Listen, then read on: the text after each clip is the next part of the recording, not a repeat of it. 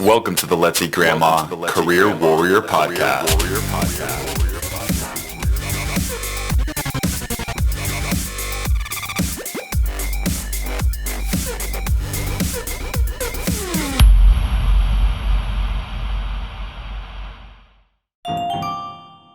So, Kris, I wanted to hear your story about courage. I think I just really loved hearing you talk about that. I think it was inspiring for me. I think it's going to help set up some context for this episode. But tell us your quitting story. I just think that's so inspiring. Sure. So it actually goes all the way back to about 10 years before I quit. I worked in healthcare administration. I was a project manager. I did a lot of operational performance improvement projects, things of that sort.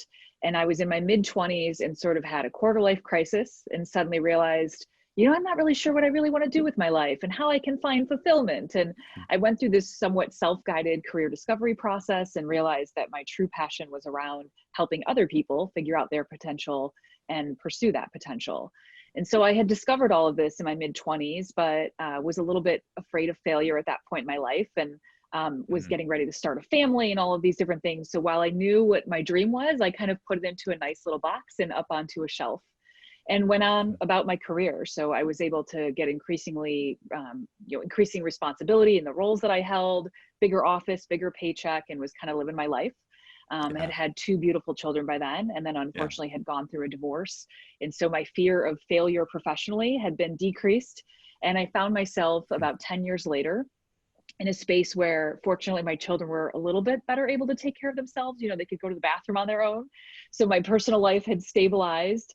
And I looked around and thought, my God, like I'm coming to work every day and I'm making money and I'm doing a good job, but I'm still not finding that fulfillment. Yeah. And it has been a decade since I discovered what I really wanted to do. And so why am I not out there doing it? And, I spent every day telling my team members and my friends and colleagues, you got to go after what you love. You've got to really, find your purpose. And I was just heading to office every Monday for my safe little paycheck and ultimately decided, enough was enough. And I had first set the stage, talked with my now husband and had set the stage to actually leave in September. This was early spring. It was about March.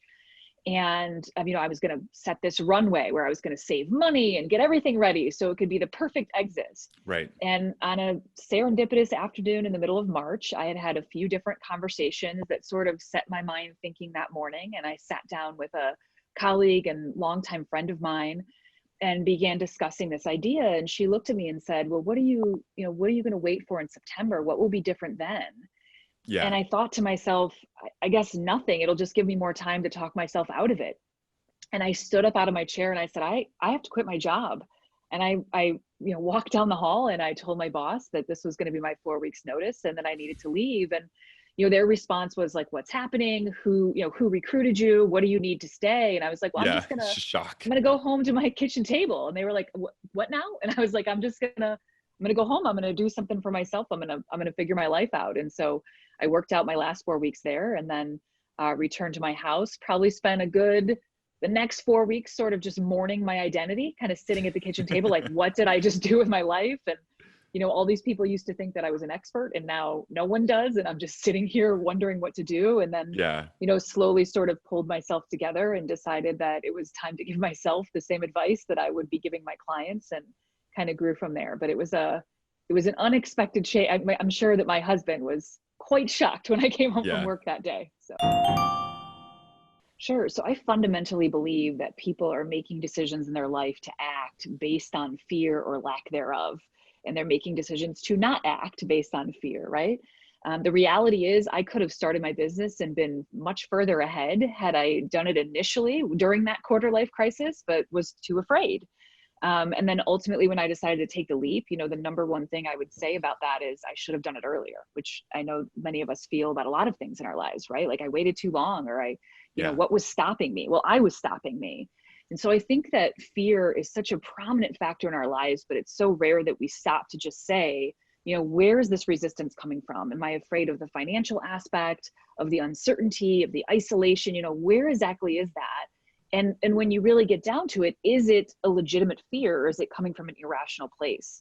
And so stepping forward and having a level of what I call professional courage, being willing to really stand across from that fear and analyze it so that you can figure out how to step through it is such a critical piece to make sure people are constantly moving forward rather than just kind of settling into the status quo. So I actually think that people can most succeed in their career and otherwise by having a really strong sense of their values, kind of conducting a self-assessment. So knowing what's important to you and what your negotiables and non-negotiables are is a critical factor in making values-based decisions throughout your career, right? This is how we can choose something beyond just saying this one happens to pay more than another, which is how most people make a decision about the next step in their career. Mm-hmm. And so I think that taking the time to do a self-assessment of those values, and it can be informal or formal. There's lots of tools out there online. We work with our clients through a values vault process that basically just identifies what are the things external to you and internal to you that you find fulfilling. And once you have a sense of the tasks and functions that you most enjoy and the places you enjoy performing them, and the type of attributes you currently embody or hope to embody in the future, why it is that you work, that information helps to really set the foundation to make a lot of solid decisions. Because then even as I am afraid to make a choice, if I know it is based on my values and foundation, I'm more willing to take that risk because it's going to lead me to a good place.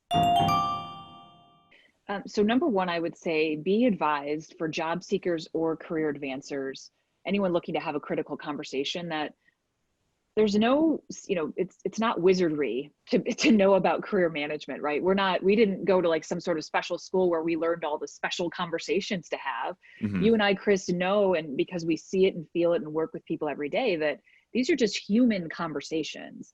Because they carry the weight of our careers on them, people seem to think that there's a right and a wrong way to do so. And so I often tell people, let's say, for example, you're trying to network or just sit down and have a conversation with your boss about how you're not sure as to the next step to take, or, you're interested in taking on some more projects, whatever that may be. Well, how would you have that conversation with a friend, with a family member? If I ran into someone at a grocery store I hadn't seen in 5 years, what would I say to him or her?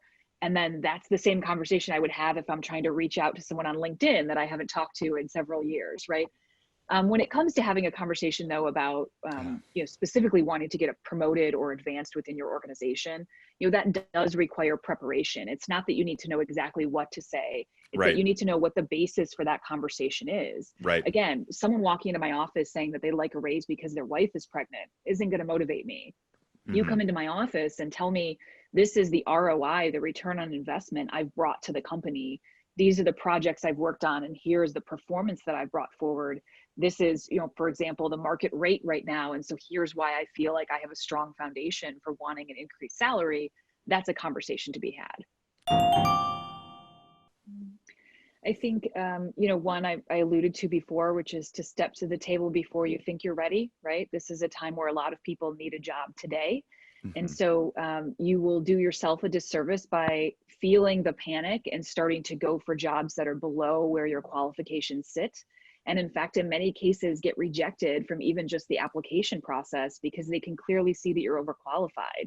And so it's not like an ace in the hole. What I see is people doing that and then feeling discouraged about their overall search because they're thinking, I can't even get a job, answering phones at a call center. Well, that's not what your resume and your brand is all about. Right. So making sure that you're continuing to pursue opportunities at the level that you can bring value, I think is important. And now more than ever, connection and support is crucial. Not only is our country going through, our globe going through unprecedented pain, and you add on to that the amount of social unrest, but we're so disconnected from one another. So I think now is a great time to make sure that people are really taking seriously the concept of building their own sort of personal board of directors.